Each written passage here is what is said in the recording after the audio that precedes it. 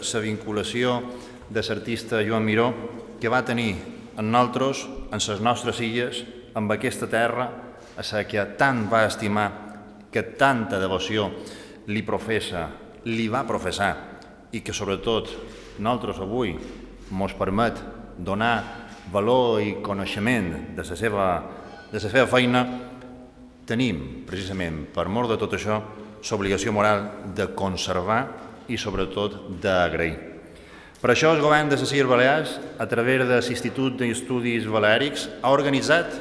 en estreta col·laboració amb els hereus de l'artista, representants aquí, avui, pel seu net, en Joan Punyet, aquesta compilació d'obra pictòrica i escultòrica per donar a conèixer als nostres residents i també als nostres visitants la part de l'obra de l'artista que potser hagi estat menys estudiada, menys vista i, sobretot, que té l'opció de ser més apreciada. Per primera vegada, l'obra d'en Joan Miró podrà ser visitada tant a Eivissa com a Menorca,